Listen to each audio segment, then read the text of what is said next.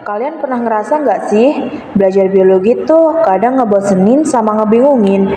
Cuma lihat gambar, baca teks, terus ngafalin nama-nama aneh.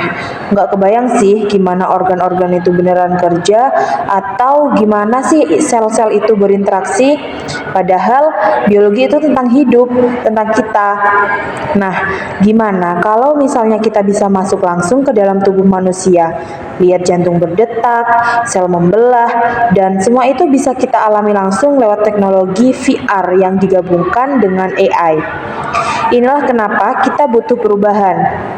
Kita butuh pengalaman belajar yang bukan cuma bisa dilihat, tapi juga bisa dirasain. Selamat datang di era baru pembelajaran biologi. Selamat datang di Potek, Podcast Saintek.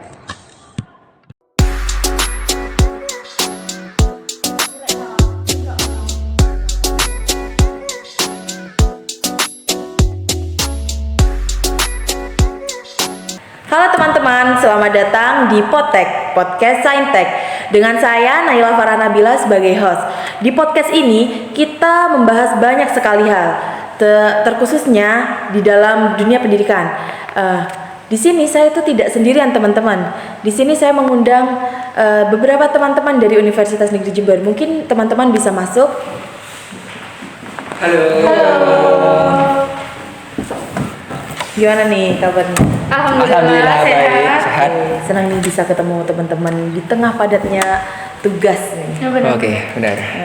Kalau boleh tahu nih, kita kan satu universitas nih ya, UNED. Betul. Kalau boleh tahu teman-teman itu satu fakultas atau beda? Satu. Satu. Di fakultas apa nih kalau boleh tahu? FKIP kita. Iya, FKIP. Apa FKIP itu? Nah, Kalau boleh FKIP tahu. itu Fakultas Keguruan dan Ilmu Pendidikan. Oke, calon-calon guru nih ya. Iya, benar. Oke. Nah, kalau boleh tahu nih teman-teman ya, kalian tuh di FKIP tuh belajar tentang apa aja sih? Nah, menarik nih. Mungkin bagi penonton juga yang lihat FKIP itu ngapain aja sih, belajar apa aja sih? Nah, di FKIP itu kita belajar banyak hal seputar dunia pendidikan. Oke. Nah, kita belajar teori-teori pendidikan, kemudian kita juga belajar mengajar dengan efektif, dan juga kita belajar tentang kurikulum sekolah. Nah, oke. gak hanya belajar tentang teori-teori aja, tapi kita juga praktek nih di sekolah-sekolah agar nantinya sebagai calon pendidik kita tuh jadi siap untuk menjadi guru yang kompeten gitu. Oke, ngomong-ngomong tentang FKIP nih, kalian kan nantinya akan menjadi seorang pendidik nih. Betul. Benar. Kalau menjadi seorang pendidik pastinya harus mengetahui gaya belajar masing-masing siswa. Betul. Benar. Bukannya gaya belajar itu berbeda-beda ya? Oke, pertanyaan bagus ini. Kalau mbaknya itu tanya gaya belajar yang berbeda, itu benar. Dikarenakan saya dulu tuh pernah baca ya salah satu penelitian dari si Supit dan juga kawan-kawannya di salah satu sekolah. Nah, di mana dia itu menyimpulkan bahwa gaya belajar dari siswa itu emang berbeda-beda. Yang pertama, itu ada yang namanya visualis. Nah, kalau visualis itu siswa itu cenderung menggunakan indera matanya, di mana dia itu bisa memahami materi kalau dia itu melihatnya secara langsung. Oke. Nah, kemudian yang kedua itu ada yang namanya audiotoris. Nah, kalau audiotoris dia itu lebih menekankan pada indera pendengaran. Nah, jadi siswa itu lebih bisa memahami materi kalau dia itu mendengarkan, contohnya itu kayak guru. Nah, kayak gitu.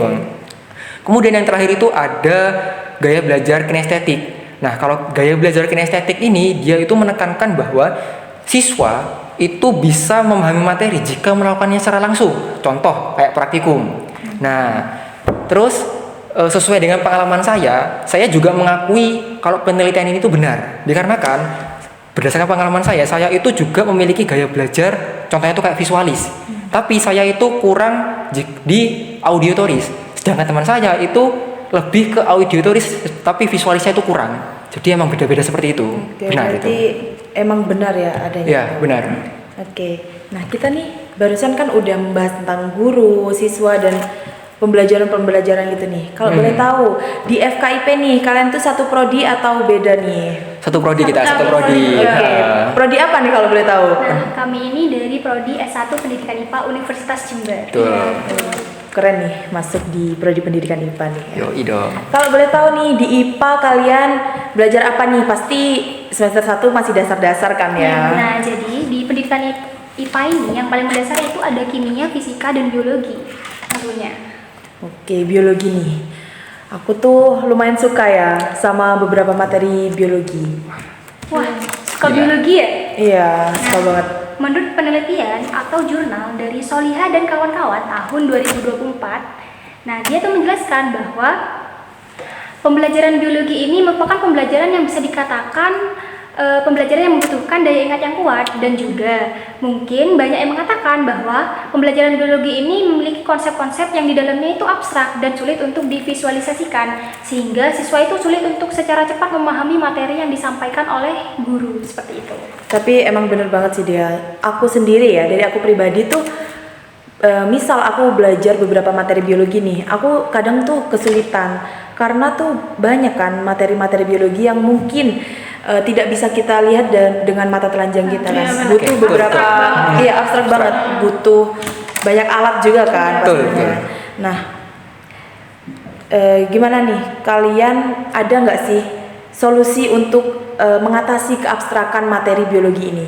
Nah, ada. Memang materi biologi itu sangat abstrak ya. Iya. Namun ada salah satu penelitian, saya pernah baca salah satu jurnal milik Hafiz dan kawan-kawan, bahwa mengatakan materi biologi ini memang sangat abstrak. Nah, cara mengatasinya itu dengan model pembelajaran secara langsung. Oke. Nah, ketika kita belajar materi biologi secara langsung, kemungkinan kita itu bisa memahami materi dan mengurangi keabstrakan pada materi biologi. Nah, ketika kita sedang belajar materi biologi, kita itu bisa dengan merasakan secara real time nih materi tersebut pada materi tersebut. Nah, nantinya ketika kita belajar dengan real time itu secara langsung, itu bisa memahami materi biologi itu. Oke, ngomong-ngomong tentang keabstrakan materi biologi nih, ada nggak sih inovasi yang mungkin nantinya akan kalian keluarkan? Untuk inovasi ya, kebetulan ada nih.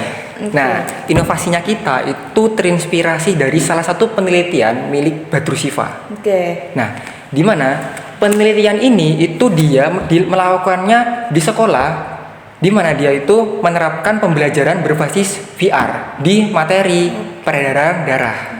Nah, jadi si Badru Siva ini itu meneliti sebanyak 14 mahasiswa.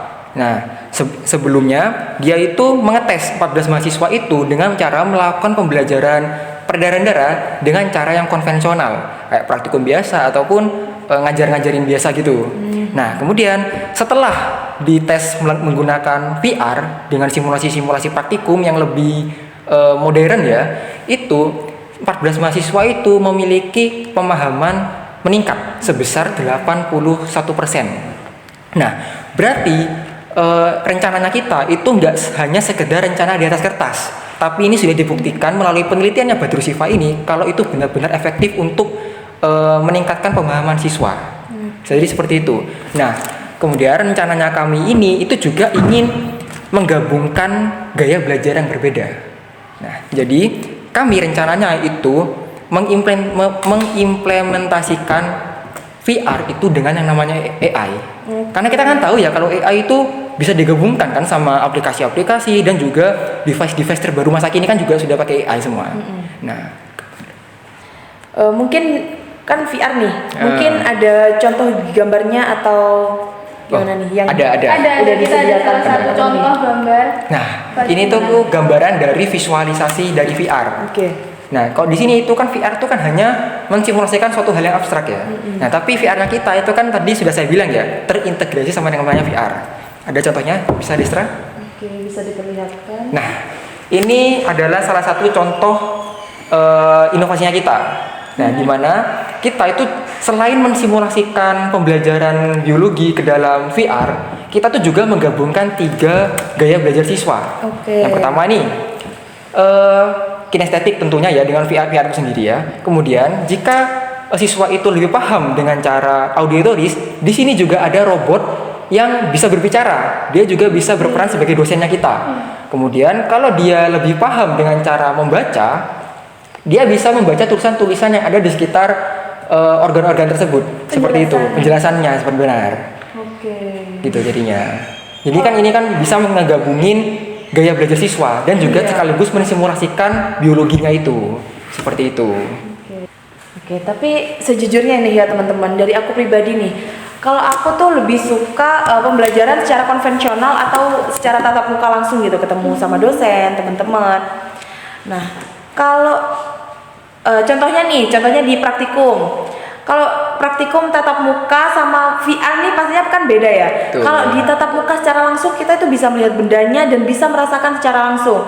Tapi kalau di VR pastinya kita hanya bisa melihat kan, tidak bisa memegang, tidak bisa merasakan benda itu. Gimana Betul. tuh solusinya? Nah, bicara soal metode konvensional nih, berupa praktikum, menurut penelitian dari Soliha dan teman dan kawan-kawan, tahun 2024 yaitu menjelaskan bahwa tidak semua siswa paham tentang materi pembelajaran biologi khususnya melalui metode konvensional berupa praktikum. Mengapa? Karena konsep-konsep di dalam pembelajaran biologi ini banyaknya abstrak dan sulit untuk divisualisasikan, sehingga siswa itu kesulitan untuk secara langsung memahami materi pembelajaran biologi tersebut. Seperti itu. Nah, gimana sih konsep-konsepnya? Mungkin dari gambar ini nih, mungkin teman-teman bisa menjelaskan gimana konsep dari gambar ini. Nah, ini ada salah satu contoh materi biologi yaitu Oke. pernapasan.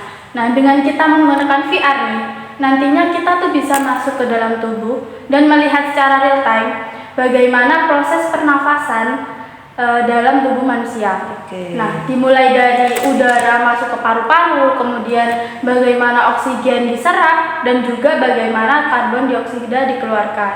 Nah, nggak hanya kita melihat secara real time, tetapi kita juga bisa memerintahkan VR nih dengan pertanyaan-pertanyaan random yang mungkin mind blowing di pikiran siswa.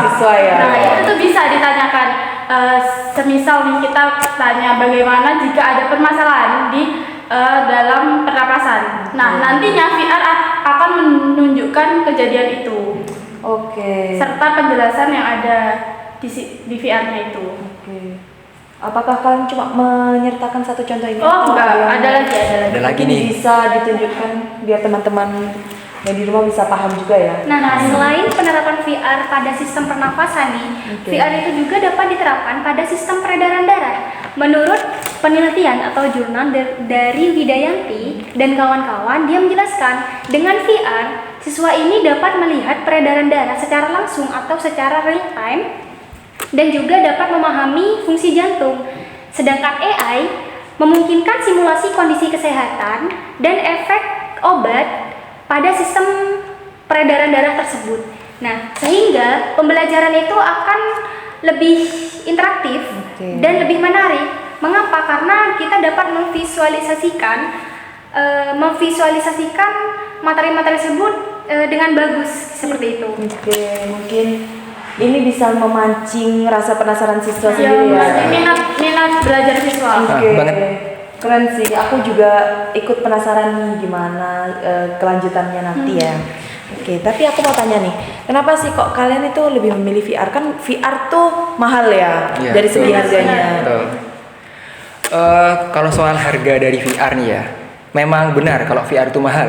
Dan saya juga baca dari penelitiannya si Gultom, dia itu ngejelasin bahwa kelemahan terbesar dari sebuah VR itu ada dari segi harganya. Kan kita kan tahu ya kalau harga VR itu mahal kan ya, Mahal banget. jutaan, puluhan juta kan, Iya. satu bendanya, belum perintilan-perintilan. Heeh.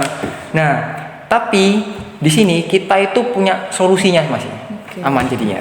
Nah, kebetulan solusi dari kami itu rencananya kami itu menerapkan sistem yang namanya local server ke VR-nya itu. Oke, kalau boleh tahu nih Mas Ferdian, apa sih yang dimaksud sama local server? Mungkin bisa dijelaskan Oke. biar teman-teman yang di rumah tuh tahu juga gitu.